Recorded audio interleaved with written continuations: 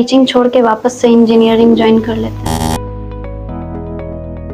मेरा favourite food खिचड़ी और चोखा है। वो खिचड़ी बहुत पसंद है। कौन सा ऐसा मूवी है जिसमें रणबीर कपूर घूमने के लिए जाते हैं तो रणबीर कपूर जो उस मूवी में घूमते ही रहते हैं। अब पेशे से एक इंजीनियर हूँ, लेकिन पढ़ाने का शौक रहा है। हम लोग 7 नंबर से बहुत कनेक्टेड हैं।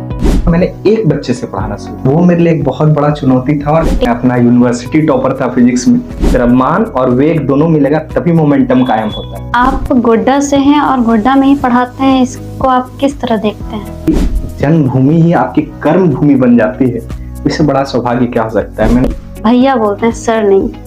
ऐसा क्यों? कि क्या सिर्फ डॉक्टर या इंजीनियर बन जाना ही जिंदगी की जो है जरूरत नहीं है। तक गोड्डा में हूँ, गोड्डा के बच्चों के लिए बहुत मेहनत करना है। आज तक आपकी कोचिंग में कोई भी प्रोग्राम, कल्चरल प्रोग्राम या फिर ऐसा कुछ भी एक्टिविटीज क्यों नहीं हुआ?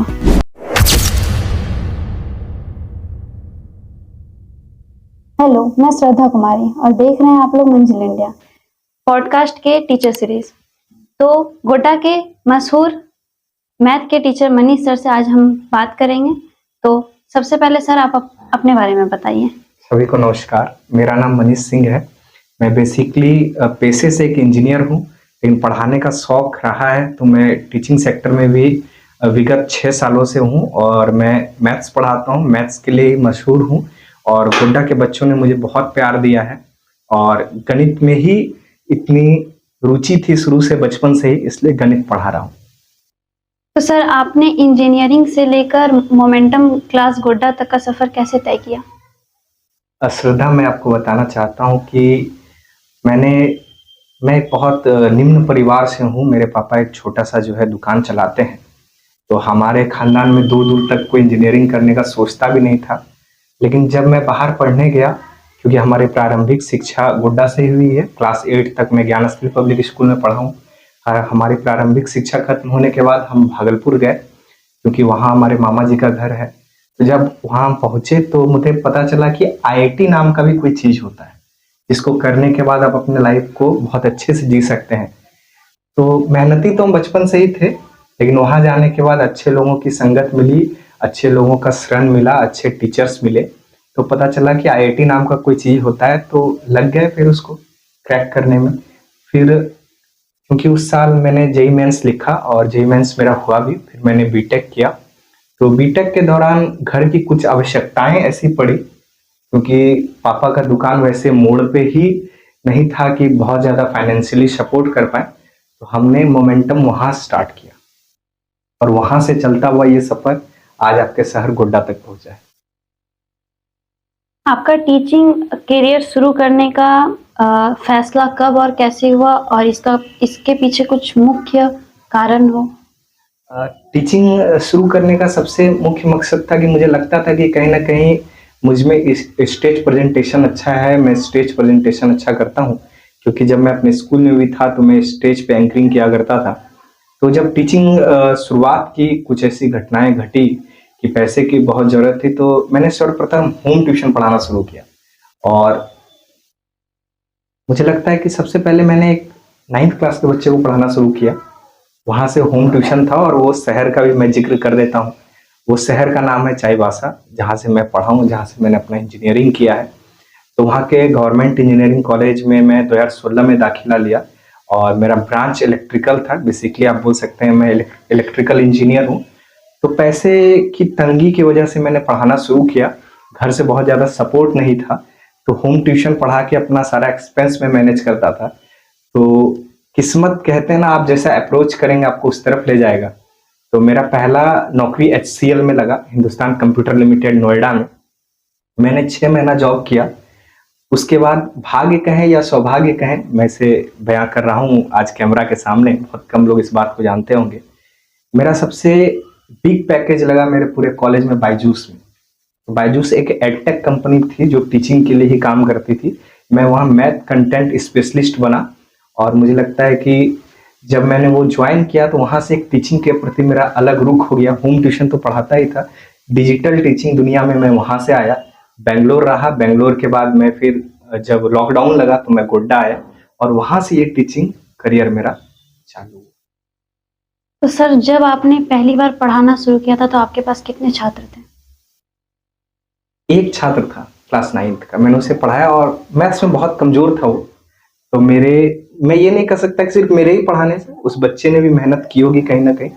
थोड़ा मेरा भी सपोर्ट रहा, गाइडेंस रहा, वो बच्चा बहुत अच्छा कर गया वहां से। क्योंकि 2-4 घर मुझे पढ़ाने के लिए मिला, मैं वहां से कुछ ठीक ठाक अर्न करने लगा, अपने कॉलेज का खर्च जो है मैं निकाल पाता था, पॉकेट खर्च। तो वहीं से ये जर्नी शुरू हुआ। मैंने एक बच्चे से पढ़ाना शुरू किया, होम ट्यूशन जाके मैं उसके घर पे पढ़ाता हूँ। जब से आप पढ़ा रहे हैं उस टाइम से स्टार्टिंग में कुछ तो स्ट्रगल हुआ होगा, जिस चुनौतियों का सामना पड़ा होगा, तो कौन सा चुनौती था? सबसे बड़ा चुनौती मेरे लिए ये था कि मेरी कॉलेज खत्म होती थी शाम 5 बजे। जो बच्चे इंजीनियरिंग करते होंगे उनको पता होगा कि 9 से 5 का कॉलेज होता है और अटेंडेंस उतना ही कंपलसरी होता है। तो 5 बजे हम अपने कॉलेज का हॉस्टल से निकला करते थे और बस पकड़ के शहर आके होम ट्यूशन पढ़ा के फिर हॉस्टल रिटर्न भी होना होता था। तो वो मेरे लिए एक बहुत बड़ा चुनौती था, और खास करके चुनौती तब बढ़ जाती थी जब मौसम ठंड का हो जाता था। तो ये एक बहुत बड़ा चुनौती रहा कि मैं 13 किलोमीटर दूर सफर करके एक होम ट्यूशन पढ़ाने के लिए आता था। तो ये मेरे लाइफ में सबसे बड़ा चुनौती था। क्या कभी ऐसा हुआ है कि आपने सोचा है कि अब टीचिंग छोड़ के वापस से इंजीनियरिंग ज्वाइन कर लेते हैं? श्रद्धा, मैं बहुत ईमानदारी से अगर इस पॉडकास्ट पे बात करूं तो मैं जॉब तो अभी भी करता हूं और मैं पेशे से तो इंजीनियर ही हूं।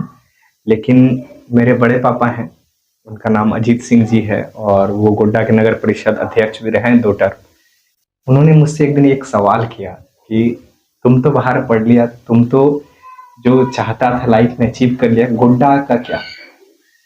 तो मुझे ये सवाल बहुत अंदर ही अंदर परेशान करता था कि मैंने गोड्डा के लिए क्या किया। सही बात है, ये मेरी जन्मभूमि रही है, गोड्डा ने मुझे बहुत कुछ दिया है, तो मैंने गोड्डा के लिए क्या किया? तो जब मैं अडानी फाउंडेशन के साथ जुड़ा तो मैंने गोड्डा में पढ़ाना शुरू किया। मेरे भाई साहब मेरे से पहले पढ़ा रहे थे, वो होम पे ही कुछ बच्चों को पढ़ा रहे थे, लेकिन जब मैं आया तो मोमेंटम को एक्सपेंड किया।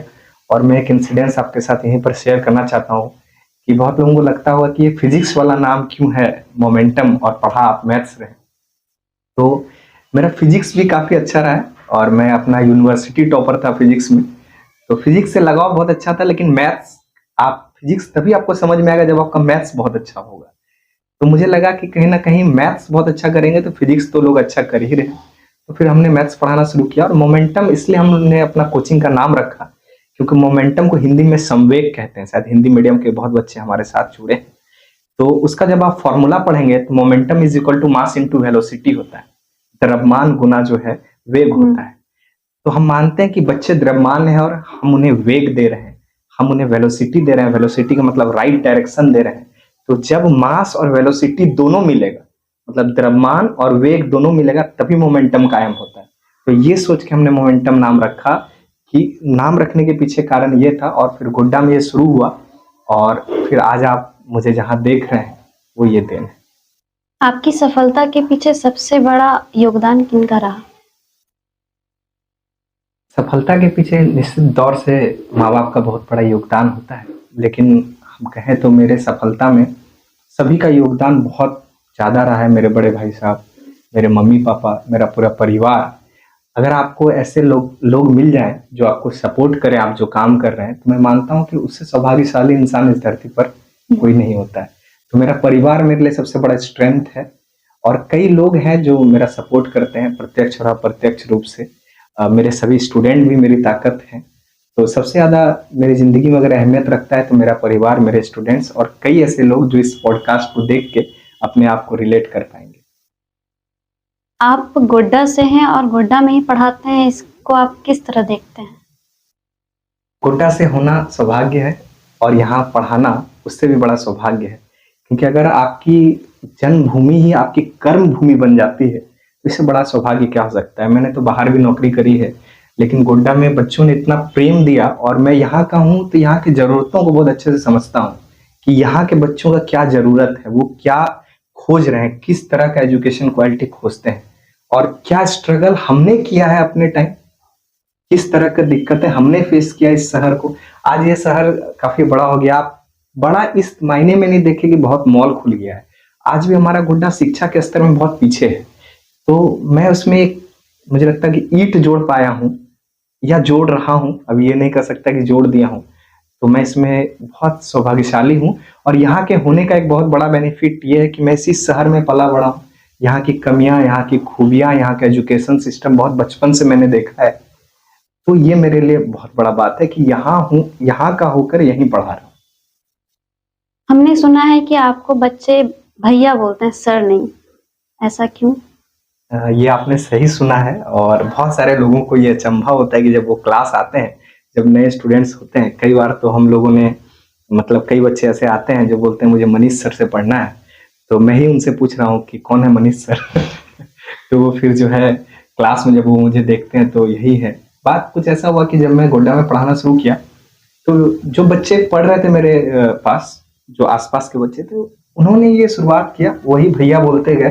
तो सारे बच्चे जो आगे भी जुड़ते गए वो भैया ही बोलते गए, कभी किन्हीं ने सर नहीं बोला। और आप भैया वर्ड से ना बहुत कनेक्ट कर सकते हैं। आपको लगता है कि आपका बड़ा भाई पढ़ा रहा है, आपका परिवार का कोई सदस्य पढ़ा रहा है। हो सकता है आप 2 मिनट के लिए सर से कुछ पूछने में हिचक जाए, लेकिन जब आप मुझे भैया बोलते हैं तो आप कभी पूछने में हिचकेंगे नहीं, कुछ बोलने में हिचकेंगे नहीं। ये एक बहुत बड़ा एडवांटेज है। और मैं समझता हूँ कि जिस बच्चे ने भी इसकी शुरुआत की उस बच्चे को दिल से धन्यवाद। मुझे बच्चे कुछ भी डाउट पूछते हैं, किसी भी तरह का दिक्कत होता है, कोई पर्सनल दिक्कत भी होता है तो अपना बड़ा भाई समझ के पूछते हैं। तो भैया बोलना मेरे लिए बहुत सही है। और ये आपने जो क्वेश्चन पूछा, ये मेरे बारे में लग रहा है कि बहुत आपने डीप रिसर्च किया है। तो भैया बोलना सही है और मुझे स्टूडेंट्स भैया ही बोल। ऑनलाइन और ऑफलाइन पढ़ाई में आपको कौन सा बेस्ट लगता है? देखिए, दोनों की अपने जगह पे अपनी अपनी महत्वता है। जैसे मैं कहूँगा कि सबसे ज़्यादा बेस्ट तो ऑफलाइन है। आप बच्चों को अपने नज़र से देख पाएंगे कि बच्चे क्या कर रहे हैं, लिख रहे हैं कि नहीं, या आपके साथ जुड़े हुए हैं कि नहीं। लेकिन कई वक्त में ऑनलाइन भी बहुत ज़रूरी है, क्योंकि हमसे हज़ारों हज़ार किलोमीटर दूर बच्चा बैठा जो कि ऑफलाइन में आपके पास नहीं आ सकता, या कुछ ऐसी आवश्यकताएं हैं, गांव में है, उसके गार्जियन एफर्ड नहीं कर सकते शहर में रखना, तो उसके लिए तो ऑनलाइन ही एक बेहतर ऑप्शन है। तो दोनों की अपनी अपनी महत्वता है, लेकिन सबसे बेस्ट तो मैं ऑफलाइन को ही मानता हूँ। कोचिंग इंडस्ट्री में सबसे बड़ी चुनौती क्या है और आप इसे कैसे हैंडल करते हैं? कोचिंग इंडस्ट्री में सबसे बड़ी चुनौती है इस समय में बच्चों में संस्कार का अभाव। पढ़ा कोई भी सकता है, मैं बोल रहा हूँ कि आप जैसे देखेंगे, पढ़ाने का मतलब अप्रोच करना पढ़ाने के लिए, और एक होता है समझा के पढ़ाना। वो शायद ट्राई करते करते आपको आ जाएगा। वो एक ऐसा स्किल है जो कि मुझे लगता है कि मैक्सिमम लोग, आप भी देखेंगे कि सबसे ज्यादा बहाली टीचर का ही हो रहा है। तो टीचर बनना आसान है, लेकिन ऐसा टीचर बनना जो बच्चों को शिक्षा के साथ संस्कार दे, ये सबसे मुश्किल है।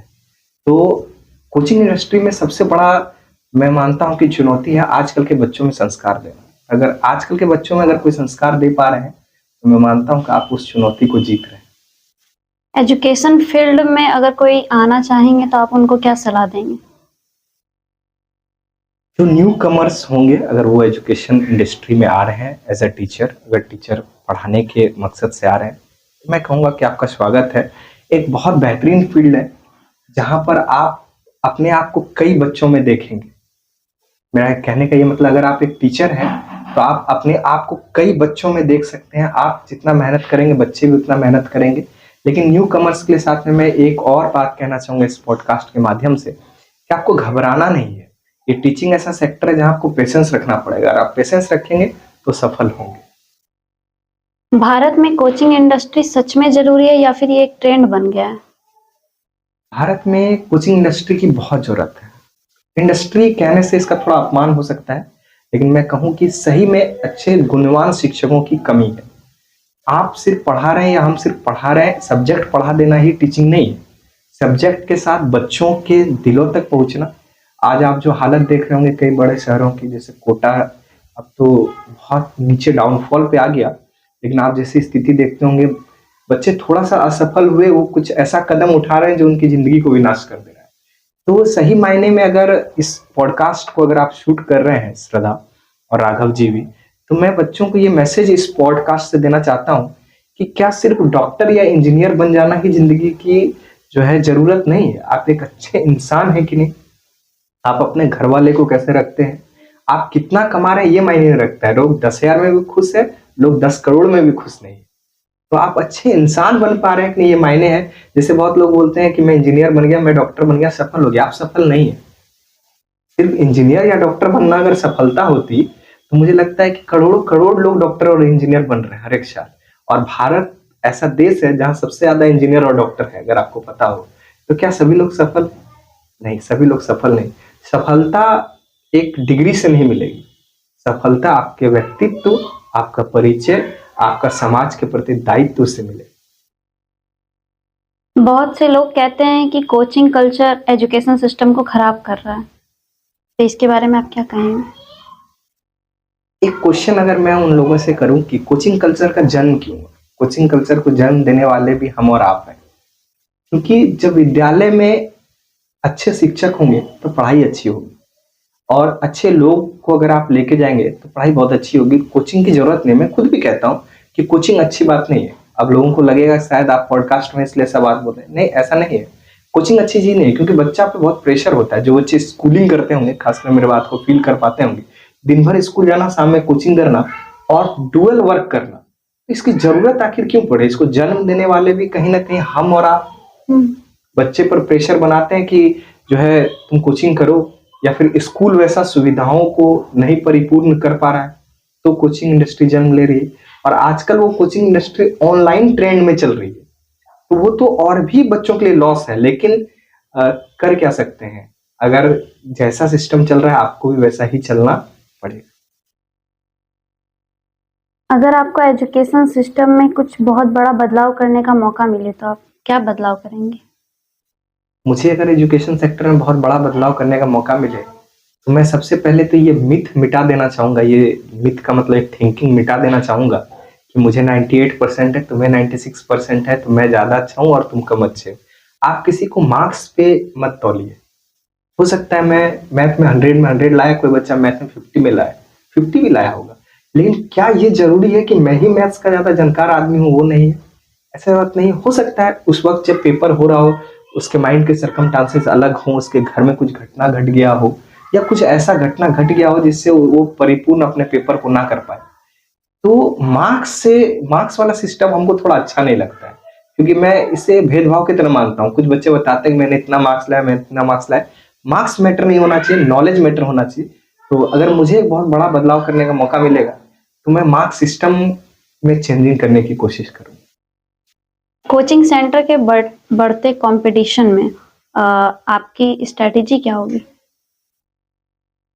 मेरी तो कभी कोई स्ट्रेटजी रही नहीं है कोचिंग को लेकर। मैं एक ही चीज में विश्वास करता हूँ कि जब तक हूँ गोड्डा में हूँ, आगे पता नहीं कब तक रहूंगा, लेकिन जब तक गोड्डा में हूँ, गोड्डा के बच्चों के लिए बहुत मेहनत करना है। दिन हो रात हो, बहुत मेहनत करना है। यही मेरा एक स्ट्रेटजी है कि सिर्फ मेहनत करना है। और आप टीचिंग सेक्टर में तभी सफल हो सकते हैं जब बच्चों से ज्यादा मेहनत टीचर करेंगे, तभी। आज तक आपके कोचिंग में कोई भी प्रोग्राम, कल्चरल प्रोग्राम या फिर ऐसा कुछ भी एक्टिविटीज क्यों नहीं हुआ? श्रद्धा और राघव को मैं ये बताना चाहूंगा कि जब आप ये क्वेश्चन दाग रहे हैं तो मुझे निश्चित लग रहा है कि बहुत डीप रिसर्च आप लोगों ने मेरे बारे में किया, और बहुत अच्छा लगा कि आपकी टीम इतना मेहनत कर रही है मेरे पीछे, या सभी टीचर्स के पीछे जो भी इस पॉडकास्ट सीरीज में आ रहे हैं। एक बहुत बड़ा कारण ये रहा प्रोग्राम कभी नहीं कराने का कि हम बहुत सारे बच्चों को, उतना सारा बच्चा जब गैदर होता है एक जगह पर, क्या हम शिक्षा देने की बात कर रहे होते हैं? क्या वो संस्कार की बात हो रही होती है उस जगह पे, जो हम देने के लिए प्रॉमिस किए थे गोड्डा से कि हम आपको शिक्षा देंगे? और कई ऐसे बच्चे होते हैं, मैं कई ऐसे बच्चों से मिला, और उनमें से मैं भी एक हूँ कि जब टीचर्स डे का प्रोग्राम, मैं सिर्फ पार्टिकुलर उस प्रोग्राम में नहीं, किसी भी तरह के प्रोग्राम के बारे में बता रहा हूँ, कि वैसा प्रोग्राम होता था तो फाइनेंशियली हमारे घर वाले इतने स्ट्रांग नहीं होते थे कि 400-500 रुपया किसी एक प्रोग्राम के लिए हमें दे दें। तो कहीं ना कहीं मैं सोचता हूँ कि मैं जैसे शर्मिंदा हो जाता था कि 500 रुपया मेरे पास नहीं है, हम प्रोग्राम में कैसे जाएंगे, या मेरे पास बहुत अच्छा कपड़ा नहीं है, हम प्रोग्राम में कैसे जाएंगे, गार्जियन हमको नया कपड़ा खरीद के दे पाएंगे कि नहीं, मांगे कि नहीं। मैं सोचता हूँ आज भी तो ऐसे बच्चे गोड्डा में है ना, जो शायद मुझे 500 रुपया दे के उस प्रोग्राम को ना एंजॉय कर पाए। तो मैं सोचता हूँ कि प्रोग्राम कराना चाहिए, बहुत अच्छा कराना चाहिए, लेकिन मैंने इसलिए नहीं कराई, हमारी कोचिंग टीम को कभी इसकी जरूरत इसलिए नहीं पड़ी क्योंकि शायद उतना बड़ा इवेंट को हम लोग मैनेज ना कर पाए। बहुत सारे बच्चे गैदर हो सकते हैं, मोमेंटम में बहुत ज्यादा बच्चा भी है तो वो गैदर हो जाएगा तो दिक्कत है। दूसरा बात, कोई एक बच्चा जो मेरे तरह सोच रखता होगा, किसी घर की स्थिति वैसी होगी, मैं चाहूंगा कि आप उस 500 रुपए जो आप मेरे पीछे खर्च करेंगे कि मनीष भैया को स्टार बना दें या फल्ला सर को स्टार बना दें या आप फूल छीट दें या आप बुलेट से एंट्री ले लें या फिर आप कुछ ऐसा कर दें, तो उससे अच्छा होगा कि आप उस 500 रुपए को अपने ऊपर खर्च कीजिए, अपने आने वाले करियर के लिए खर्च कीजिए। कॉपी खरीद लीजिए, उस कॉपी पे मेरे लिए और 4 बार मैथ बना लीजिए, मेरे लिए और 4 बार फिजिक्स पढ़ लीजिए, तो वो ज्यादा बेहतर रहेगा। उस पैसा का उपयोग कीजिए या फिर कुछ ऐसी सामग्री खरीदिए जो आपको जरूरत हो। अपने ना हो सके तो मेरे तरफ से गिफ्ट मानते हुए अपने मम्मी पापा के लिए कुछ खरीदिए, उनको दीजिए, वो सही मायने में प्रोग्राम होगा। तो मैं प्रोग्राम के खिलाफ नहीं हूं, लेकिन ये सोच मेरा रहा है कि कहीं ना कहीं मेरे तरफ कोई तो बच्चा होगा जो अपने घर में 500 रुपए प्रोग्राम के नाम पे नहीं मांग पाएगा। इसलिए हम लोगों ने कभी कोई प्रोग्राम नहीं कराया। हम लोग सेलिब्रेट करते हैं, जब रिजल्ट निकलता है तो बच्चों को हम सम्मानित करने का काम करते हैं, लेकिन प्रोग्राम या ऐसा कुछ भी खर्च जो बच्चों के ऊपर डिपेंडेंट वो हमने आज तक नहीं। आप अपने मोमेंटम टीम के बारे में कुछ बताएं। हमारे मोमेंटम टीम में टीचर्स, नॉन टीचिंग स्टाफ और जो टेक्निकल लोग हैं सब मिला के 17 लोग काम करते हैं। हम लोग 17 लोग हैं हमारे टीम में। जो बहुत लोग हैं जो आउट ऑफ गोड्डा भी रहते हैं और वो टेक्निकल संभालते हैं, जैसे यूट्यूब से लेकर हर एक चीज़ संभालते हैं, वो गोड्डा के बाहर हैं। वो भी कहीं पर इंजीनियरिंग कर रहे हैं, हमारे स्टूडेंट हैं, विद्यार्थी हैं, वो वहाँ से उस चीज़ को देखते हैं। और हमारे साथ हमारे बड़े भाई साहब अपूर्व सर जो हैं वो पढ़ाते हैं। वो अभी सरकारी सेवा में भी चले गए हैं विगत पिछले साल, तो वो भी पढ़ाते थे। हमारे साथ हमारा छोटा भाई आशीष है, वो भी पढ़ाता है। एक हमारी छोटी बहन है मोना, वो भी पढ़ाती है। अभिमन्यु पढ़ाता है।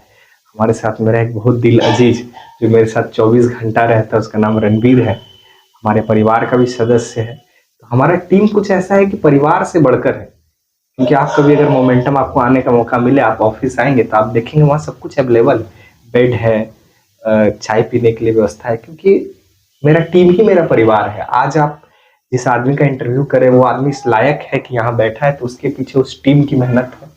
हमारा टीम टोटल 15 से 17 लोगों का है और टीचिंग और नॉन टीचिंग स्टाफ दोनों है हमारे टीम में। और बहुत लोग हैं, एक संतोष नाम का लड़का है जो कि सारा टाइपिंग से लेके पेपर वर्क देखता है। शायद कई लोगों का मैं नाम यहाँ पर नहीं ले पा रहा हूँ, ठीक है, क्योंकि उन लोगों को पसंद नहीं है कि मैं बताऊं किसी पॉडकास्ट में उन लोगों का नाम। फिर भी मैं बोल देता हूँ कि सौरभ है, उसके साथ हमारा जो है वो सौरभ बाहर ही रहता है और वो ऑनलाइन का सारा कुछ देखता है। उसके साथ दीपक है। बहुत सारे ऐसे लोग हैं हमारे साथ जुड़े हुए जो हमारे टीम में हैं। और हमारा टीम मैं कह सकता हूँ कि गोड्डा में one of the largest team शायद होगा, 100% में नहीं बोल सकता, लेकिन शायद one of the largest team हमारा कोचिंग में गोड्डा में है।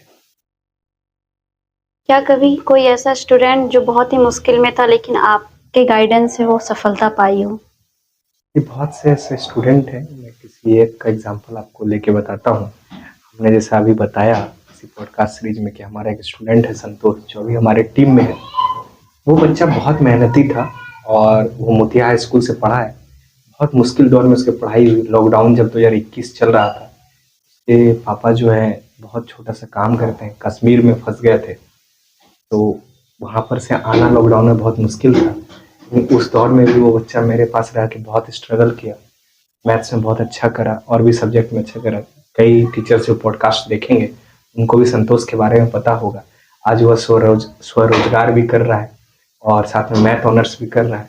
वैसे बहुत सारे बच्चे हैं, लेकिन उस बच्चे का नाम मैंने इसलिए लिया कि उसने खुद से बहुत बड़ी सफलता अर्जित की। इतना पीछे बैकग्राउंड से आने के बाद इतना बड़ा सफलता अर्जित करना, ये बहुत बड़ा बात था। स्टूडेंट अक्सर प्रेशर में आके खुद को लो मान लेते हैं, तो आप उनके लिए क्या सलाह देंगे? स्टूडेंट्स अक्सर प्रेशर में आके हार मान लेते हैं, आप उनको क्या सलाह देंगे? मैं हमेशा ये कहता हूँ कि प्रेशर आपको किसी चीज़ का नहीं लेना। जिंदगी में बहुत सारी घटनाएं घटेंगी जब आप प्रेशर में आएंगे, लेकिन प्रेशर लीजिए मत। अगर आप प्रेशर लेंगे तो सफलता आपसे और दूर होते जाएगा। किसी भी चीज़ से आपको लड़ना है, उसका सामना करना है। प्रेशर लेने से कुछ नहीं होगा, बस माइंड का गेम होता है। अगर आप प्रेशर लेते हैं तो प्रेशर देने वाले भी कई आपको मिल जाएंगे। तो प्रेशर लीजिए ही मत, जाने दीजिए। अगर कुछ ऐसा लग रहा है कि बहुत बड़ा चीज जिंदगी में घट रहा है तो उसको जाने दीजिए, कोई दिक्कत नहीं। समय है, ये बदलेगा। आज आप प्रेशर में हैं, कई दिन आप बहुत ऊपर बढ़ेंगे। तो प्रेशर किसी बात का मत लीजिए, जो होना है वो होगा। आप बस अपना बेस्ट ट्राई कीजिए और आगे बढ़िए। बहुत सारे स्टूडेंट अलग अलग सिचुएशन में टूट जाते हैं, मतलब फैमिली प्रॉब्लम, फाइनेंशियल प्रॉब्लम, तो उसको आप मोटिवेट करने के लिए क्या करते हैं? मैं इसके लिए आपको एक बेस्ट एग्जांपल देता हूँ। मैं जिनसे पढ़ा हूँ उनका नाम अनिल मंडल है, और वो जो है मेरे शिक्षक रहे हैं गणित, उन्होंने मुझे पढ़ाया है। मैंने जब उनके बारे में सुना, उनके स्ट्रगल को जाना, उनके पास माचिस खरीदने का पैसा नहीं था, और वो जो है टॉपर रहे अपने विद्यालय के। और उस समय का बहुत एक फेमस विद्यालय हुआ करता था महेशपुर हाई स्कूल, जो भी उस एरिया से होंगे वो जानते होंगे। तो सर महेशपुर हाई स्कूल के स्टूडेंट रहे, और उन्होंने अपनी ज़िंदगी में कभी हार नहीं माना। मैं बहुत बड़ा फ़ैन हूँ सर का। ये पॉडकास्ट भी सर जब देखेंगे, सर जब अपनी स्टोरी हम बताया करते थे, मैंने भी अपनी ज़िंदगी में उनसे बहुत कुछ सीखा है। तो सर बताते हैं कि माचिस खरीदने की पैसा नहीं हुआ करता था, लेकिन सर ने पढ़ाई कभी नहीं छोड़ी। सर खुद भी शिक्षक बने। आज सर के सारे पुत्र जो हैं वो भी वेल सेटल्ड हैं। सर बहुत अच्छा जो है किए अपनी ज़िंदगी में। मैं उनको अपना हीरो मानता हूँ, और मैं मानता हूँ कि फाइनेंशियल कंडीशन कोई बाध्यता नहीं होती पढ़ने की। अगर आप में इच्छा है, जज्बा है कि आप पढ़ना चाहते हैं, तो आप पढ़ लीजिएगा, और ना ही आप कभी ये प्रेशर लीजिए। और आप पढ़ाई को रोकिए मत। अगर रोक दीजिएगा तो आप स्थिर हो जाइएगा। पढ़ते रहिए, क्योंकि पैसा और ये चीज़ जो है ना सेकेंडरी है, आपकी इच्छा प्राइमरी होनी चाहिए। पढ़ने वाला तो रात में भी पढ़ लेता है और दिन में काम भी कर लेता है, तो पढ़ने की इच्छा होनी चाहिए, ये प्राइमरी है। स्टूडेंट्स को डिस्ट्रैक्शन से बचाने के लिए और उसको फोकस बनाने के लिए आप उनको क्या बताएंगे? सबसे पहले तो मैं एक चीज़ देखता हूँ कि आजकल के बच्चे जो है ना, वो आध्यात्म से अपने आप को दूर कर लेंगे। आप किसी भी धर्म के हैं, मैं ये नहीं बोल रहा हूँ कि किसी पर्टिकुलर धर्म, आप थोड़ा सा अध्यात्म की तरफ भी झुकाव रखिए। सुबह उठिए तो थोड़ा योगा कीजिए, जो कि नहीं करते हैं बच्चे, अक्सर नहीं करते हैं। थोड़ा फास्ट फूड कम खाइए। ये सब जो है ना आपको डिस्ट्रैक्शन की ओर ले जाएगा। मोबाइल को यूज करना है, लेकिन सीमित तौर पे। अगर आपने अपने समय सीमा को समझ लिया और उपयोग कर लिया, तो डिस्ट्रैक्शन कभी नहीं होगा। और मोबाइल से जो आजकल के बच्चे ज़्यादा उपयोग कर रहे हैं, जैसे रील्स देख रहे हैं या फिर कुछ ऐसा देख रहे हैं, तो अगर आप नहीं दूर रह सकते हैं तो उसका एक टाइम बना लीजिए कि मैं इतना ही देर देखूंगा, उसके बाद नहीं। अगर आप सेल्फ डिसिप्लिन हो जाएंगे तो डिस्ट्रैक्शन कभी नहीं होगा। और थोड़ा सा आध्यात्म की तरफ झुकिए, थोड़ा सा ऊपर वाले में विश्वास रखिए, क्योंकि मेहनत तो 90% काम करता है, लेकिन 10% ऊपर वाले का भी सफलता में हाथ होता है। तो थोड़ा सा मैं सभी बच्चे को कहना चाहूंगा कि डिस्ट्रैक्शन से दूर आपको आध्यात्म कर सकता है। तो आप जिस भी धर्म से हैं, अपने आध्यात्म से थोड़ा सा जुड़िए, तो आप सफल होंगे और डिस्ट्रैक्शन खत्म हो जाएगी। हार्ड वर्क और स्मार्ट वर्क दोनों में कौन बेस्ट है, आप क्या बताएंगे उसके बारे में? हार्ड वर्क और स्मार्ट वर्क में मैं सबसे ज्यादा अगर प्रीफर करूंगा तो हार्ड वर्क को करूंगा, क्योंकि स्मार्ट वर्क आप तभी कर सकते हैं जब आपको वर्क आता हो। तो वर्क आपको कैसे आएगा? जब आप हार्ड वर्क करेंगे। तो बिना हार्ड वर्क के तो स्मार्ट वर्क हो ही नहीं सकता। आप स्मार्ट वर्क तभी ना कर सकते हैं जब आप किसी वर्क को सीख जाए। तो आप वर्क सीखेंगे कैसे? हार्ड वर्क से। दुनिया में सफलता का कोई शॉर्टकट नहीं है। अगर किसी को लगता है कि आप 2 दिन में सफल हो जाएंगे, तो यकीन मानिए तीसरा दिन आप गिर भी जाइएगा। तो आपको सफल होने के लिए हार्ड वर्क करना ही पड़ेगा, चाहे आप किसी फील्ड में, आप इंजीनियरिंग फील्ड में हो, मेडिकल फील्ड में हो, आप टीचिंग फील्ड में हो, आप जिस फील्ड में पहुंचेंगे, पहले आप हार्ड वर्क कीजिए। और लोग हार्ड वर्क करते करते ही स्मार्ट वर्क सीखता है। तो हार्ड वर्क ज्यादा जरूरी है, ना कि स्मार्ट वर्क। कोई ऐसा मिस्टेक जो स्टूडेंट किया हो और आप उसको बताए हो कि उसके बाद वो उस मिस्टेक को कभी दोबारा ना किया हो? ये बहुत सारे बच्चे हैं जो एक कॉमन मिस्टेक शायद इस पॉडकास्ट के माध्यम से वो रिलेट कर पाएंगे। कॉमन सबसे बड़ा मिस्टेक क्या करते हैं? हमने एक लेसन पढ़ लिया, उसके बाद उसको टेस्ट दे लिया उस लेसन का, क्योंकि हर एक टीचर अपने हिसाब से टेस्ट लेते हैं, पढ़ाते हैं। और मैं एक बात आपके पॉडकास्ट से सभी शिक्षकों को कहना चाहता हूँ, सभी शिक्षक अपनी ज़िंदगी में बेस्ट हैं, क्योंकि अगर वो आपको 1 घंटे का भी समय दे रहे हैं अपने जीवन का, कोई अगर आपको अनमोल समय अपने जीवन का दे रहा है, तो वो बेस्ट ही है। चाहे उनके पास 1 बच्चे हैं, चाहे 1000 हैं, चाहे 1 लाख हैं, चाहे 1 करोड़ है, सभी शिक्षक अपने आप में बहुत अच्छे हैं। तो जब वो टेस्ट लेते हैं शिक्षक, मैं अक्सर लिखता हूँ, और इसको खास करके आसपास के एरिया में गोड्डा, भागलपुर या जहाँ पर भी एजुकेशन का हब है, उसको आप कनेक्ट कर सकते हो बच्चे कि टेस्ट हो गया, वो लेसन कंप्लीट हो गया, अब उसको पढ़ना ही नहीं, वो लेसन रख देना है। जब आप रिवीजन नहीं करेंगे, तो तो आप सीखेंगे कैसे? कोई भी ऐसा आदमी नहीं है यहाँ पर बैठा, या कोई भी ऐसे शिक्षक नहीं होंगे जो बिना रिवीजन के ही इतना बड़ा बन गए होंगे। तो रिवीजन एक मास्टर की है जो बच्चे सबसे बड़ा मिस कर देंगे। हमने पढ़ लिया, सीख लिया, बहुत अच्छा आ गया, टेस्ट दे लिए, नंबर भी आ गया, अब रिवीजन करना ही छोड़ दिया। तो अगर आपने रिवीजन करना छोड़ दिया तो ये बहुत बड़ी भूल है, और मैं बच्चों को हर हमेशा कहता हूँ कि रिवीजन करते रहिए। तो ये भूल उनको सुधारने का जरूरत है, चाहे कोई भी सब्जेक्ट है, रिवीजन जरूरी है। बंद कीजिए। कोई ऐसा मिस्टेक जो बच्चा अक्सर करता है? जी, एक बहुत बड़ा मिस्टेक बच्चा अक्सर करता है, मैं बच्चों को हमेशा क्लासरूम में भी कहता हूँ कि आप जब एक चैप्टर पढ़ लेते हैं, उसका टेस्ट दे लेते हैं, आपको नंबर आ जाता है, उसके बाद आप उसका रिवीजन छोड़ देते हैं। जब आप उसका रिवीजन छोड़ देंगे तो फिर वो चैप्टर धीरे धीरे धीरे धीरे धीरे धीरे वो खत्म हो जाएगी। इसलिए प्रॉपर रिवीजन करना, और एक अच्छे समय अंतराल को आप देख लीजिए कि जो चैप्टर्स पढ़ाई हो चुकी है उसको रिवाइज करते रहिए। चाहे कोई भी सब्जेक्ट हो, बिना रिवीजन के कोई भी जो है आगे नहीं बढ़ पाया। और ये चीज उनको तब पता चलता है जब एग्जाम नजदीक होता है और बैक साइड से रिवीजन करना जब वो शुरू करते हैं तो उनको लगता है कि बहुत करना है। तो ये आपको करने की जरूरत नहीं है, आप रिवीजन टाइम टू टाइम करते रहिए। ये एक बहुत बड़ा मिस्टेक है जो बच्चे अक्सर अक्सर अच्छे अच्छे बच्चों को, मैंने ऐसा नहीं कि सिर्फ मीडियोकर्स बच्चे को या फिर लो लेवल बच्चों को या फिर टॉपर्स बच्चों को, ऐसा 100% बच्चे ऐसा ही करते हैं कि पढ़ लिया, रिवीजन उसको कर लिया, एक बार टेस्ट दे लिया, टेस्ट के बाद वो रिवीजन नहीं करते हैं। तो इसको आगे बढ़ाते रहना चाहिए, रिवीजन करते रहना चाहिए। और जब तक आप किसी भी चीज को रिवीजन नहीं करेंगे वो आपको नहीं आएगा अच्छे से। क्योंकि एक कहावत भी है ना कि रस्सी जब कुआं पे आता है तो वो दाग तभी होता है जब डेली आता जाता है, उसका रिवीजन डेली चल रहा है, तभी उस कुआं पे, उस पत्थर पे दाग होता है।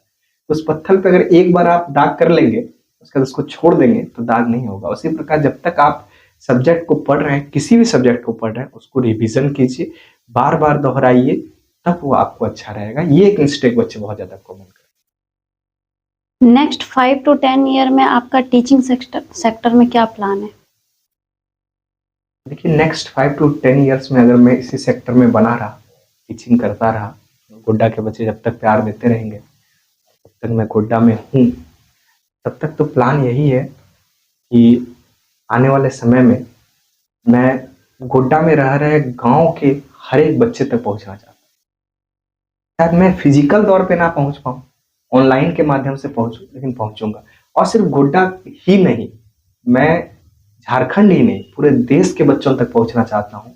एक एक बच्चों तक खोज के समझाना चाहता हूँ कि एजुकेशन कितना जरूरी है, और आप जिस चीज को पढ़ रहे हैं, जिस चीज को समझना चाह रहे हैं, वो इस आसान तरीके से भी किया जा सकता है। मेरे तरफ कई शिक्षक हैं जो उस चीज को करते हैं। सभी का स्वागत है इस मंच पे, आप कीजिए। हमारा और आपका एक ही उद्देश्य है कि कैसे आप टीचिंग को और लर्निंग को आसान बना सकते हैं। आपका मेथड जो, उससे मतलब नहीं। तो आने वाले 5-10 साल में मैं चाहता हूं कि सिर्फ एक मनीष सिंह मैथ पढ़ाने वाला ना हो, कई मनीष सिंह खड़े हो जाएं जो कि मैथ्स को बहुत आसान बना दें। तो नेक्स्ट 5 से 10 साल में यही मेरा प्लान है कि मैं हर एक बच्चे तक पहुंचूं, और मेरे तरह कई मनीष सिंह मैथ्स में कई बच्चों तक पहुंचे। आपके बहुत से student engineering college, medical college में हैं, आपको कैसा फील होता है? एक प्रश्न जब आप पूछ रहे हैं तो मेरे रोंगटे खड़े हो गए, इसलिए कि वो फील को इस कैमरा पे बता पाने का जो है ना, संभव ही नहीं है कि मैं बता पाऊं कि कैसा फील होता है। मेरे कॉलेज में, जिस कॉलेज से मैंने इंजीनियरिंग करी, उसी कॉलेज में मेरे पढ़ाए हुए 6 बच्चे इंजीनियरिंग कर रहे हैं। तो आप सोचिए कितना गर्व महसूस होता होगा कि जिस कॉलेज में मैं पहुंचा, उसी कॉलेज में मेरे पढ़ाए हुए बच्चे पढ़ रहे हैं। और जब वो मुझे फोन करते हैं या फिर किसी माध्यम से जब वो गोड्डा आते हैं, मिलते हैं, तो मैं अक्सर पूछता हूँ कि वो सर कैसे हैं, वो कैसा पढ़ा रहे हैं, वो कैसा करें। क्योंकि आप जहाँ से पढ़ते हैं वहां से एक अलग लगाव हो जाता है। तो उसी कॉलेज में कई बच्चे पढ़ रहे हैं, कई बच्चे अलग अलग इंजीनियरिंग कॉलेज में हैं। जब आते हैं गोड्डा, बताते हैं कि भैया हम यहाँ पर एडमिशन लिए, हम सिविल कर रहे हैं, हम मैकेनिकल कर रहे हैं, हम इलेक्ट्रिकल कर रहे हैं। बहुत अच्छा फील होता है कि मैं तो एक इकलौता इंजीनियर था, मेरे तरह कई इंजीनियर मैंने खड़ा किया। कई मेरे एक छात्र हैं, वो डॉक्टर अभी जो है मेडिकल कर रहे हैं, वो 3rd ईयर MBBS में जवाहरलाल नेहरू मेडिकल कॉलेज में। तो बहुत अच्छा फील होता है। मैं जब भी भागलपुर जाता हूँ तो उनको फोन करता हूँ, और वो लाइव देख के लगता है, जब मैं JLNCMH में प्रवेश करता हूँ, जवाहरलाल नेहरू मेडिकल कॉलेज, या उसको मायागंज भी लोग कहते हैं, जब मैं वहां प्रवेश करता हूँ तो लगता है कि मैं ही डॉक्टर हूँ। वो मेरा छात्र डॉक्टर नहीं, मैं ही डॉक्टर हूँ। तो एक टीचर जो है ना, कई लाइफ जीता है, और जब वो अपने तरह डॉक्टर, इंजीनियर या किसी सफल अभ्यर्थी को देखता है तो लगता है कि मैं वहां पर हूँ, वो बच्चा नहीं है। तो ये बहुत खुशी की अनुभूति है कि इतने कम उम्र में मैं तो खुद इंजीनियर बना और कई सारे लोगों को बनाया, और वो लोग जब पढ़ रहे हैं उनके घर वाले के चेहरे पे जो खुशी देखते हैं बहुत अच्छा लगता है। और लगता है कि मैक्सिमम लोग सफल हों, वहां तक पहुंचे। हमने जो कॉलेज लाइफ जिया, जो देखा, जो सीखा, आप भी सीखिए, क्योंकि सारा जनरेशन तो हम कैरी करके नहीं ले जाएंगे, आप लोग को भी आगे आना है, आप लोग को भी सिखाना है। शायद मेरे तरह कोई बच्चा सोचने वाला हो जो अपने शहर के लिए भी सोचे तो अच्छा लगता है। बहुत सारे लोग इंजीनियर बन रहे हैं, तो मैं अपने खानदान में शायद इकलौता था, और वो लोग इतना जब बन जाएंगे आगे तो कभी मैं उन लोगों को बुलाऊंगा अपने कोचिंग पे। और मैं, मेरा एक सपना भी है कि मैं एक बार सबको बुलाऊं और बैठ के दूर तक बोलूं कि देखो जो सारा स्टूडेंट है सब इंजीनियर है। तो ये एक सपना है मेरा। क्या आप ऑनलाइन एजुकेशन को और विस्तार में करना चाहेंगे? जी निश्चित तौर से। अभी तो मोमेंटम सिर्फ मैथ्स में ऑनलाइन चल रहा है, और मैं से ट्रायल के दौर पे ऑनलाइन पढ़ाना मैंने शुरू किया। बच्चों का रिस्पांस बहुत अच्छा है, ऑनलाइन पढ़ा रहा हूँ लगातार। कई बच्चे हमारे ऑनलाइन कोर्स से भी जुड़े हैं। आने वाले समय में मैं मंजिल इंडिया के ही प्लेटफॉर्म से आपको ये वादा कर रहा हूँ कि आने वाले समय में हम लोग बहुत सारे शिक्षक जब मिलेंगे तो एक अच्छा ऑनलाइन प्लेटफॉर्म, हम, मेरी ये इच्छा है कि मैं तैयार करूँ। मैंने अभी तक किसी से ये बात शेयर नहीं की, मंजिल इंडिया पे पहली बार कर रहा हूँ कि गोड्डा के कई गणमान्य शिक्षक हैं जो अपने अपने फील्ड में बहुत धुरंधर हैं। फिजिक्स, केमिस्ट्री, कोई बायोलॉजी, कोई मैथ, कोई इकोनॉमिक्स। मैं चाहता हूं कि सब एक प्लेटफॉर्म पे आके जब ऑनलाइन हम लोग पढ़ाएंगे तो बच्चों को एक बार जब वो कंटेंट मिलेगा तो गांव में रहने वाला बच्चा जब उस चीज को देखेगा तो बहुत अच्छा लंबी एजुकेशन कैरी करने का सोचेगा। तो मैं आज मंजिल इंडिया चैनल से सभी वैसे शिक्षकों को अपने क्लासरूम में आमंत्रित करना चाहता हूं कि आप आइए, आपका स्वागत है। अगर आप हमारे साथ जुड़ के बच्चों के लिए सर्व करना चाहते हैं, बच्चों को सिखाना चाहते हैं, मैं वैसे सभी टीचर्स के पास भी जाऊंगा कि सर क्या हम लोग बच्चों के लिए कुछ ऐसा ऑनलाइन अरेंजमेंट कर सकते हैं। तो आने वाला समय में मैं इस स्ट्रेटर्जी पे ऑनलाइन एजुकेशन को गोड्डा में विस्तार करने का सोच। एआई और टेक्नोलॉजी की वजह से टीचर की कमी हो जाएगी? श्रद्धा, मैं आपको बताना चाहूंगा कि मैं पिछले साल अगस्त तक अडानी फाउंडेशन के साथ काम कर रहा था, लेकिन बहुत कम लोग ये जानते होंगे कि मैं अभी कहाँ कार्यरत हूँ। मैं अभी एक कंपनी है जिसका नाम है ट्यूरिंग, मैं उसमें कार्यरत हूँ। ट्यूरिंग चैट जीपीटी और एआई के लिए ही काम करती है, और बेसिकली एक लेमा V4 नया एआई चैट जीपीटी के तरह ही एक सर्च इंजन कहे तो आ रहा है। गूगल जो सर्च इंजन है उसी तरह एक नया सर्च इंजन लॉन्च होने वाला है। मैं उसी प्रोजेक्ट में अभी काम कर रहा हूँ। तो ऐसा नहीं है कि चैट जीपीटी या एआई आ जाने से टीचर की महत्वता कम हो जाएगी, क्योंकि मैं खुद एआई प्रॉम्प्ट इंजीनियरिंग पे अभी काम कर रहा हूँ। काम करते हुए लगभग 7 से 8 महीना मुझे हो गया है। तो ऐसा नहीं कि आवश्यकता कम हो जाएगी। हाँ, वो बहुत चीजों को आसान जरूर करने वाला है आने वाले समय में। जैसे पहले किसी भी चीज को बना पाना, कंटेंट क्रिएट कर पाना, नए क्वेश्चंस को सोच पाना मुश्किल होता था, लेकिन अभी चैट जीपीटी और एआई वो चीज आपको करके देगा। तो टीचर्स के लिए आसान होने वाला, टीचर्स की आवश्यकता कम नहीं होगी, क्योंकि टीचिंग ऐसा सेक्टर है जहां आपको कहें तो बच्चों के भावनाओं के साथ जुड़ना होगा। तो चैट जीपीटी कभी भावनाओं के साथ नहीं जुड़ सकता। वो कभी ये नहीं समझ सकता कि आने वाले बच्चे को क्या आवश्यकता है। तो टीचिंग फील्ड में तो मैं नहीं मानता हूँ कि एआई बहुत ज्यादा रेवोल्यूशन ला देगा कि वो खुद आके पढ़ाने लगेगा। तो टीचर्स की महत्वता तो कभी खत्म नहीं होगी। आप पुराना काल देख लीजिए, महाभारत से लेके आज तक टीचर की महत्वता तो कम नहीं हुई। चाहे आप चाणक्य को देख लीजिए या चंद्रगुप्त को देख लीजिए, तो वैसे ही टीचर की महत्वता तो कम नहीं होगी। तो टीचर का महत्वता चलता रहेगा, लेकिन हाँ, टीचर्स के लिए बहुत सारे ऐसे टूल आने वाले हैं ऑनलाइन में जो मैं इस आपके मंजिल इंडिया से बता रहा हूँ, जो आने वाले समय में टीचिंग को बहुत आसान कर देंगे। जैसे अभी हम लोग है कि ऑनलाइन पढ़ाने के लिए जो भी टीचर ऐसा पढ़ाते होंगे वो पीपीटी अपना तैयार करते हैं।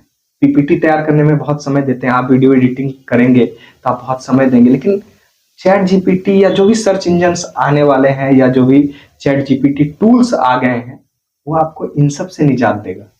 तो आने वाले समय में टीचिंग भी आसान होगा, कंटेंट ज्यादा मिलेगा, बच्चों को ज्यादा काम कर पाएंगे। तो ऐसा एआई मतलब एक रिवॉल्यूशन क्रिएट करने वाला है, क्रांति लाने वाला है हर एक सेक्टर में, और खास करके टीचिंग सेक्टर में इसलिए लाएगा।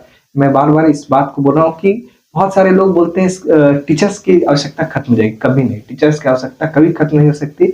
और ऑन कैमरा मैं बोल रहा हूँ कि चैट जीपीटी को बनाने वाले भी हम टीचर्स हैं। तो हमने जिसे बनाया वो हमारी महत्वता खत्म कर दे, ऐसा तो हो ही नहीं सकता। और मैं चैट जीपीटी और लेमा V4 के लिए मैथ्स के लिए काम कर रहा हूँ फिलहाल। तो आप जो क्वेश्चन गूगल पे पूछते होंगे जिसका सॉल्यूशन आपको मिलेगा या चैट जीपीटी में मिलेगा, उसमें कहीं एक छोटा सा योगदान इस आदमी का भी है ना। तो आप जो सॉल्यूशंस मांग रहे हैं चैट जीपीटी से, उसको भी तो सही करने वाले हम लोग। मॉडल क्रिएट करता है, उसमें गलतियां होती है, हम लोग उसको ठीक करते हैं, फिर आगे बढ़ा रहे हैं। तो एआई आने वाले समय में काम को बहुत आसान करेगा, और आसान कराने वाले भी हम शिक्षक हैं। आपके जीवन की सबसे बड़ी असफलता क्या रही है और आप उससे क्या सीखे हैं? मेरे जीवन में अगर सबसे बड़ा अभी तक मैं असफलता की बात करूं, बड़ी असफलता ये रही कि मैं अपने पर्सनल लाइफ को मैनेज नहीं कर पाया। मैं social life, teaching life, job life में बहुत अच्छा रहा, लेकिन पर्सनल लाइफ को मैनेज नहीं कर पाया, अपने आप को समय नहीं दे पाया, तो यहाँ पर मैं असफल रहा। मैं शायद घर में भी बहुत कम समय दे पाता हूँ, तो इसको भी असफलता मानता हूँ। और इस असफलता से मैंने यही सीखा है कि जीवन में सब चीज़ का बैलेंस जरूरी है। अगर आप काम करते हैं, अगर आप जॉब करते हैं, अगर आप पढ़ाते हैं, जो भी करते हैं, लेकिन पर्सनल लाइफ को भी टाइम दीजिए, अपनों को भी टाइम दीजिए, क्योंकि आपके अपने पैसे के लिए आपके साथ नहीं है। आपके लिए वो अपने साथ इसलिए हैं क्योंकि वो आपको खुश देखना चाहते हैं, आपको संपन्न देखना चाहते हैं। शायद हम और आप बहुत काम कर रहे होते हैं, सफल होते हैं अपने अपने वर्किंग सेक्टर में, लेकिन पर्सनल लाइफ में कहीं ना कहीं थोड़ा सा डिसबैलेंस हो जाता है। तो ये मेरे लिए सफलता रहा है। लेकिन मैं कहूँगा कि इस मामले में मैं कहीं ना कहीं खुशनसीब हूँ। मेरे साथ कई ऐसे लोग हैं। मैं इस चीज़ को ऐसा भी आपको कह सकता हूँ कि जब मैं काम कर रहा होता हूँ बहुत ज़्यादा बिजी रहता हूँ, क्योंकि वर्क फ्रॉम होम है, तो कंपनी का भी काम करना है, साथ में टीचिंग का भी काम है, तो टाइम बहुत कम इधर उधर दे पाता हूँ, घर पे भी कम बैठ पाता हूँ। मेरे बहुत छोटे छोटे भतीजा भतीजी लोग हैं, शायद उन लोग से भी सप्ताह में मैं संडे के दिन ही बात कर पाता हूँ। तो बहुत खराब फील होता है। तो ये मेरे लिए एक बड़ा सफलता रहा है। लेकिन आपके जीवन में जब बहुत सही लोग आते हैं, तो मुझे किसी बहुत अपने ने कहा था कि अगर आप चावल और रोटी छोड़ के हमें नमक चावल भी खिलाएंगे तो भी हम आपके साथ हैं। तो जब ऐसा मोटिवेशन मिलता है तो लगता है कि चलो असफल तो नहीं हुए, पर्सनल लाइफ को कहीं ना कहीं मैनेज करेंगे। और पर्सनल लाइफ पे बहुत ध्यान देने का जरूरत है, क्योंकि अगर आप इतना काम करें तो निश्चित बात है थोड़ा सा तो आपको परिवार के बीच रहना चाहिए। तो मैं थोड़ा कम रह पाता हूँ, ये मेरे लिए सफलता है, और इसको मैं ठीक करने की निश्चित तौर से कोशिश कर रहा हूँ। क्या आपको लगता है कि सिर्फ टॉपर्स ही सफल हो सकते हैं या एवरेज स्टूडेंट भी सफल हो सकते हैं? नहीं, बिल्कुल नहीं। मैं इस क्वेश्चन से एकदम हमेशा खिलाफ रहा हूँ। कभी ये जरूरत नहीं है कि टॉपर्स ही हमेशा सफल हो। टॉपर्स क्या है, आपने उस क्षण पर मेहनत किया, उस क्लास में मेहनत किया, आप वहां टॉप कर गए। लेकिन जरूरी नहीं है कि जो बच्चा उसी क्लास में मेहनत किया था अगला में भी वो उतना ही मेहनत करेगा, और जो नहीं किया था वो नहीं करेगा। तो टॉपर का मतलब होता है कि उस क्षण पर आपका सब कुछ आपके साथ रहा, आपने पढ़ाई करी, आपने ऐसा काम करा, आपने ऐसा ऐसा वर्क करा जो आपको आगे लेके गया। लेकिन हो सकता है जो स्टूडेंट पीछे रह गया वो आपसे ज्यादा सीख गया होगा कि क्या करने से मैं असफल हुआ, उस काम को मैं रिपीट नहीं करूंगा। तो उस काम को रिपीट नहीं करने अगर वो सीख गया, हो सकता है भविष्य में वो एवरेज स्टूडेंट भी बहुत सफल रहेगा। और एवरेज स्टूडेंट का जो ग्रोथ होता है ना, वो सारे फील्ड में होता है। जो बच्चे मुझे देख रहे हैं वो समझ रहे हैं। टॉपर्स जो है ना सिर्फ पढ़ने में रह जाते हैं। तो मैं भी एक बहुत एवरेज बच्चा रहा हूँ, बहुत कभी मैंने फर्स्ट नहीं किया, लेकिन मैं मानता हूँ कि ठीक हूँ, जिंदगी में ठीक जगह पहुंच रहा हूँ और पहुंचूंगा भी। तो जरूरी नहीं है कि अगर आप क्लास में टॉप करते हैं तो आपकी जिंदगी में सब कुछ अचीव कर सकते हैं। हाँ, टॉप करना अच्छा बात है, आप ये दर्शाता है कि आप उस वक्त पर कितना मेहनत किए थे। लेकिन हो सकता है आने वाला समय में आपसे भी कोई ज्यादा मेहनत करे, ठीक है। तो आपको अपनी मेहनत कायम रखने के लिए लड़ना है, और जो एवरेज स्टूडेंट है उसको और मेहनत करने के लिए लड़ना है। तो एवरेज स्टूडेंट की सफलता का दर सबसे अधिक होता है। आपको अभी जैसे बताएं कि आप जब देखेंगे कि जब कोई भी सफलता के बाद इंटरव्यू होता है किसी बच्चे का, जब वो अपने जिंदगी में 100% सफल हो जाता है, जैसे कि हमारे बिहार झारखंड में सफलता तब मानी जाती है जब हम लोग सरकारी नौकरी ले लेते हैं। लेकिन ये सफलता नहीं है। सफलता ये नहीं है कि आप एक सरकारी नौकरी ले लेते हैं। सफलता ये है कि आप जिस चीज को पाना चाहते हैं उस चीज को पा पाए या नहीं, आपका जीवन में एम क्या था। तो एवरेज बच्चे की सफल होने की जो गारंटी होती है वो 85% होती है, और टॉपर की जो सफलता होने की गारंटी होती है 50-50 होती है। हो सकता है या तो वो सफल हो जाएगा या तो वो सफल ना हो पाएगा, लेकिन एवरेज स्टूडेंट है वो जिस चीज को पाना चाहता है, वो क्योंकि पढ़ता भी है, साथ में और चीजों को भी एक्सपेक्ट करता है, एक्सप्लोर करता है, दुनिया देखता है, अच्छा खराब समझता है, वो सफल जल्दी होता है अपने लाइफ। स्टूडेंट्स को पढ़ाई के साथ और क्या स्किल सीखनी चाहिए? देखिए, पढ़ाई के साथ बहुत सारे ऐसे स्किल्स हैं जो सीखे जा सकते हैं। मैं बच्चों को सर्वप्रथम ये कहता हूँ कि आप कुछ ना कुछ अपने अंदर टेक्निकल स्किल लाइए। जैसे आप सोशल मीडिया ही चलाते हैं, तो क्या आपने कभी सोचा कि हम सोशल मीडिया से कैसे कुछ करें जो हम जो है उसको आगे बढ़ाएं, कि वो मेरे आने वाले समय में मेरा प्रोफेशन भी बन सके। जैसे आप बहुत अच्छा काम कर रहे हैं, राघव जी काम कर रहे हैं, समर स्वप्निल है गोड्डा में जो काम कर रहे हैं, बहुत सारे लोग हैं। तो पढ़ाई के साथ उन्होंने अपना एक्स्ट्रा स्किल दिखलाया और वो आगे बढ़े समय के साथ। मैं गोड्डा लेवल पे बात करूँ, आप देखिए बहुत बड़े अच्छे अच्छे यूट्यूबर्स जो हैं, या फिर कुछ ऐसे लोग हैं जो ब्लॉगर्स हैं, जो बहुत लेट शुरू किए और आज बहुत सफल हैं। तो जरूरी नहीं है कि सिर्फ पढ़ाई से ही लोग सफल हो सकता है। अगर आप अपना काम जो है, काम को अपना प्रेम मानेंगे